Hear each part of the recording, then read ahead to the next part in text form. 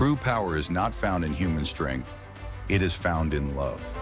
Understand and practice what the Master taught. And what if I told you that the greatest power someone can have is to love the one who hurt you the most? Does it sound impossible? That's exactly why it's revolutionary.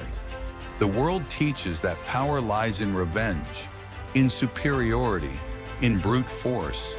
But Jesus invites us to something completely opposite to human logic. Love your enemies.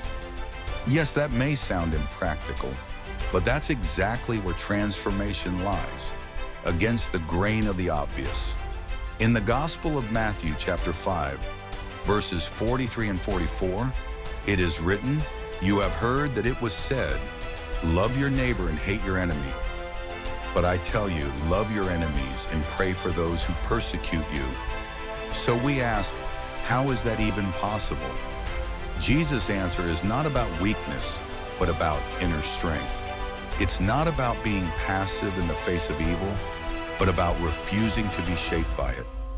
True love is not a fleeting emotion, it's a choice, a conscious decision not to carry resentment, to break the cycle of hatred, to not allow pain to transform us into something we don't want to become. Loving the enemy doesn't mean ignoring the suffering they caused, but transcending it. It means freeing ourselves from the prison of resentment. And that freedom, that peace, is true power. When you choose to love your aggressor, you are no longer a prisoner of pain. Love doesn't mean staying close to someone, but freeing your heart from negative energies and feelings that could make you ill. Those who love their enemies are not weak. They are free. Overcoming a painful situation with love is one of the deepest paths to self-awareness. Loving the enemy means breaking away from the wounded ego and aligning with the essence of who you truly are. Light. When you forgive and love, you are caring for your own soul. Resentment makes us sick. Love heals. It's not about being complicit with injustice, but about not allowing bitterness to define you. Let's look at the story of Nelson Mandela, one of the most powerful examples of love's strength.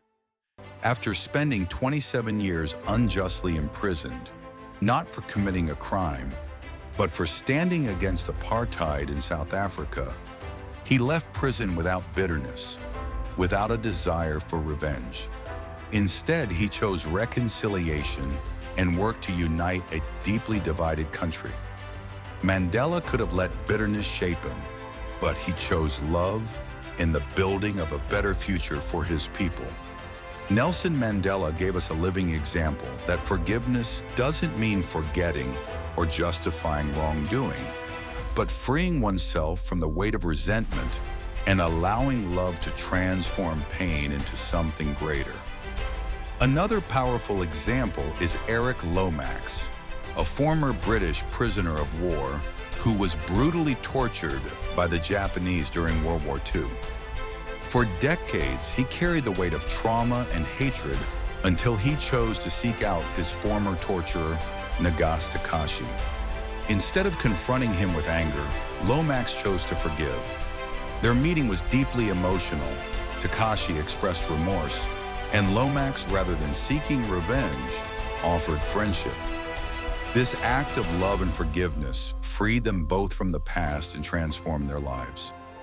These stories show us that forgiveness is not just a gift for the one who receives it, but also for the one who gives it.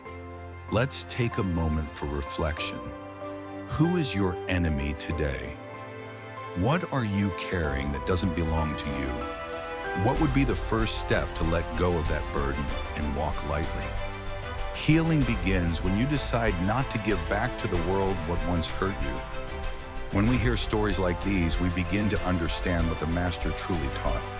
To love is a decision, and to love your enemies is an act of courage that transcends any obstacle.